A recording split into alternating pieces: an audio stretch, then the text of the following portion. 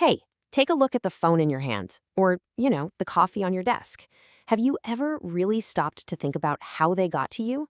I promise you, it's not magic. It's a massive global puzzle of ships, planes, and trucks. And today, we're going to piece that puzzle together. To really get this, let's start with a problem that had life or death stakes. Remember the Pfizer COVID-19 vaccine? It had to be kept at these ridiculously cold temperatures, tracked by GPS, and then, somehow, delivered to every corner of the globe in just a matter of days. That incredible feat? Well, that's the science of logistics. So where do you even begin with a puzzle this big? Well, the first, most fundamental piece is all about size. Are you shipping just a few boxes, or are you trying to move the contents of an entire warehouse? Because that answer changes literally everything. Okay, so let's say you're only shipping a small amount, a few pallets, for instance. You're probably going to use what's called less than a truckload, or LTL. The easiest way to think about it is like a ride share for your stuff. Your packages just hop on a truck with a bunch of other people's packages, all heading in the same general direction. It's super efficient because you're only paying for the exact space your items take up. But what if you have enough stuff to fill an entire truck? Then you're going to use FTL, or full truckload. And this is the crucial trade-off. LTL is definitely cheaper, but your package is going to make a bunch of stops, kind of like a local bus. FTL, on the other hand, is like chartering a private jet. It's more expensive for sure, but it's a direct, non-stop flight for your goods. That makes it way faster and a whole lot more secure. All right, once you've figured out your load size, the next piece of the puzzle is picking your ride. We'll start on the ground with the two absolute workhorses of the logistics world, trucks and trains. When it comes to pure flexibility, nothing, and I mean nothing, beats a truck. If there's a road, a truck can get there. It's why they are a part of almost every single delivery. And as this incredible image shows, they can handle literally anything you throw at them, from a tiny little package to a piece of machinery so massive it needs its own escort. Yeah, the real beauty of trucks is that they offer true door-to-door service. But they've got an Achilles heel, the open road. A single traffic jam, a freak snowstorm, or a bridge that's just a little too low can grind the whole system to a halt.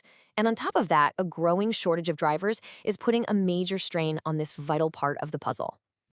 Now, let's shift gears to the other powerhouse of ground transport, trains. When you need to move a truly immense amount of something, I'm talking mountains of grain or coal, over a really long distance, nothing on land can even come close to a train.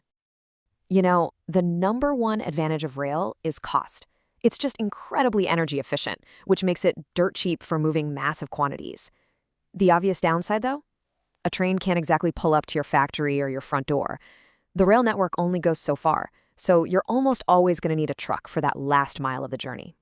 So we've covered the ground, but most of the goods we use have to cross entire oceans. And for that, we need to add two more giant pieces to our puzzle board, ships and planes. Just look at that number, 80%. Let that sink in for a second. 4 out of every 5 things traded on this entire planet travel on a ship. It is the absolute, unquestionable foundation of our global economy. And these are the reason why. Massive container ships, which are basically floating cities of cargo. But more than just the scale, the real revolution was a simple, standardizing shipping container. Seriously, before these boxes, loading a ship was just chaos. Now, these uniform steel containers can be moved seamlessly from a truck to a train to a ship, creating an economy of scale that no other form of transport can touch. The advantage here is pure, simple cost. Per mile, shipping by sea is the cheapest way to move something from point A to point B, period. The trade-off, of course, is speed. A container ship can take weeks to cross an ocean, and it can only go where there's a deep-water port. But what if you don't have weeks? What if your cargo is live lobsters for a fancy restaurant, or fresh-cut flowers for a wedding, or, those life-saving vaccines we started with? Well, when speed is everything, there's only one option. You take to the skies. Air freight is, without a doubt, the fastest piece on the board. It can connect global markets in a matter of hours. But that speed, it comes at a steep price. It is by far the most expensive option, and you're always limited by how much weight and size you can cram into a plane's cargo hold. Okay, so now we have all the main pieces of our puzzle: trucks for flexibility, trains for bulk, ships for cost, and planes for speed. But the real genius of modern logistics is how these pieces are combined to create one seamless journey. This is usually done in one of two ways. Think of it like booking a vacation. With multimodal shipping, it's like using a travel agent. You sign one contract and one company handles everything. The truck, the train, the ship, it's all their problem. With intermodal, well, you're the travel agent. You book the truck, then you book the train, and so on. The key to both is that your stuff stays in the same container the whole time, so it can be easily moved from one to the other. Let's apply this to a couple of real-world puzzles. Puzzle 1. Get a massive shipment of wheat from a farm in Canada to a port in Australia. Here, cost is everything and speed doesn't really matter. So you'd use a truck to get it to a train to get it to the coast, and then a slow, cheat ship for that long journey across the Pacific. Now, puzzle 2. Get live lobsters from the coast to a restaurant in the middle of the country. Here, speed and temperature control are everything.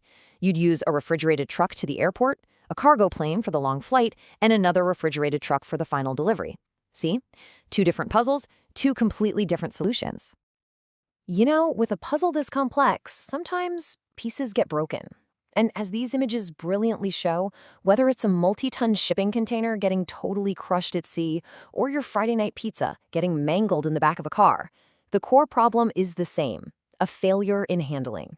It's a funny but pretty powerful reminder that proper packaging and care are absolutely critical. But this puzzle, it never stays the same for long. Technology is constantly adding new, totally game-changing pieces to the board that are going to completely redefine how we move things around in the future. I mean, we already have specialized pieces for very specific problems. Think about helicopters.